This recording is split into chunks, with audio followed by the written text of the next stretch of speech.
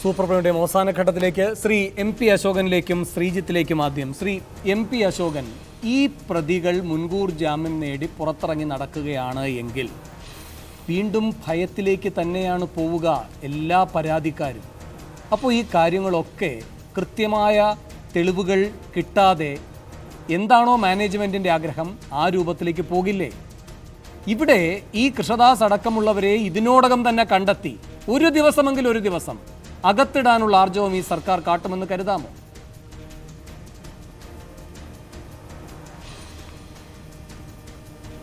ശക്തമായ തെളിവുകൾ കിട്ടി അവരെ അകത്തിടണമെന്ന് ഞങ്ങളുടെ ആഗ്രഹം.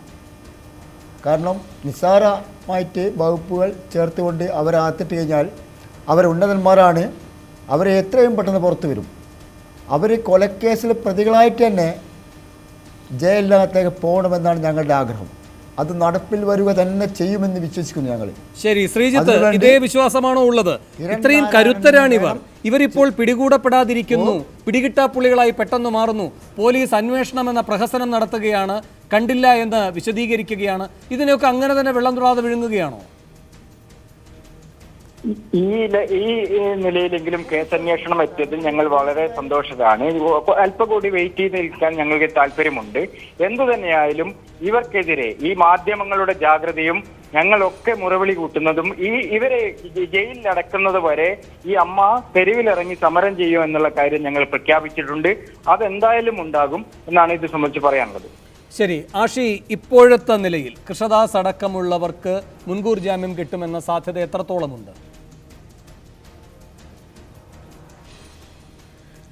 അല്ല, മുൻകൂർ ജാമ്യത്തിൻ്റെ ഒരു കാര്യത്തെക്കുറിച്ച് ഇപ്പോൾ അങ്ങനെ കൃത്യമായിട്ട് പറയാൻ വേണ്ടി കഴിയില്ല. പക്ഷേ സാധാരണഗതിയിൽ 306 വകുപ്പ് പ്രകാരമുള്ളൊരു കേസൊക്കെ ആണെങ്കിൽ ചിലപ്പോൾ കാര്യമായ തെളിവുകളില്ലെങ്കിൽ അവർക്ക് മുൻകൂർ ജാമ്യം കിട്ടിയേക്കാം.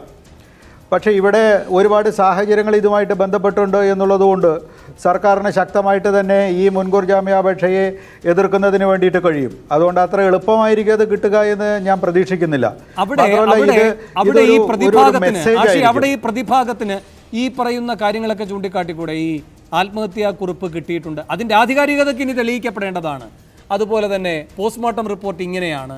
ഇതെല്ലാം ഇവർക്ക് അനുകൂലമായൊരു വഴിയല്ലേ ഉണ്ടാക്കി വെച്ചിരിക്കുന്നത്? അല്ല, അത് യഥാർത്ഥത്തിൽ അവർക്ക് എതിരായിട്ടാണ് വരിക. ഇത് പോസ്റ്റ്മോർട്ടത്തിൽ ഒരു വീഴ്ച സംഭവിച്ചിട്ടുണ്ടെങ്കിൽ അതിൻ്റെ ഗുണം അനുഭവിക്കുന്നത് ആരാ? അതിൻ്റെ പ്രതിയാണ്.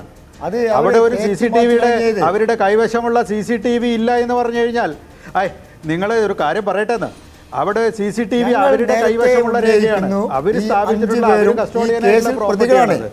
ശരി ശരി ശരി എനിക്കിനി 30 സെക്കൻഡുള്ള എനിക്ക് ചർച്ച അവസാനിപ്പിക്കണം. അവസാനമായി വിജിൻ, ഒരു ആലങ്കാരിക പ്രതിപട്ടിക കേരളത്തിന് വേണ്ട, അത് കേരളം തള്ളിക്കളയുകയാണ്. കൃഷ്ണദാസിനെ അകത്തിടുമോ ഇല്ലയോ, കൃഷ്ണദാസിനെ കണ്ടെത്തുമോ ഇല്ലയോ എന്നതാണ് ഇന്നത്തെ ചോദ്യം. അതിനുള്ള മറുപടി എന്ത് സംശയം? കൃഷ്ണദാസിനെ കണ്ടെത്തും, കൃഷ്ണദാസിനെ അകത്തിടും, അകത്തിട്ട് പൂട്ടുക തന്നെ ചെയ്യും. അതിലൊരു സംശയമാണ്. ഇവിടെ ഈ ചർച്ചയുടെ ഭാഗമായി ഇവിടെ ജിഷ്ണുവിൻ്റെ അമ്മാവന് പ്രശ്നമില്ല, ബന്ധുവിന് അന്വേഷണം തൃപ്തമാണ്, അതുപോലെ സഹപാഠികൾ തൃപ്തരാണ്. അതുകൊണ്ട് തന്നെ ഇത് ഈ തെളിയിച്ചു വരുന്നത് എന്താ? കേരളത്തിലെ ഗവൺമെന്റും പോലീസും അകത്തിടും, കൃഷ്ണദാസിനെ തൃപ്തനാണ്. അവർ തൃപ്തരല്ല. അല്ല, ആ രീതിയിൽ ചർച്ച ചെയ്യുന്നതിൽ അർത്ഥമില്ലല്ലോ. അത് കൃഷ്ണദാസ് പറയില്ല, കൃഷ്ണദാസ് മുങ്ങിയില്ലേ?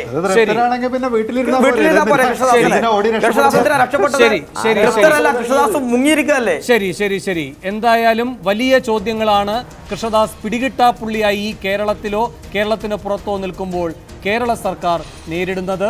കേരള സർക്കാരാണ് തെളിയിക്കേണ്ടത് കൃഷ്ണദാസ് സർക്കാരിന്റെ ദാസനോ അതോ മറിച്ചോ എന്നത്. സൂപ്പർ പ്രൈം അവസാനിക്കുന്നു.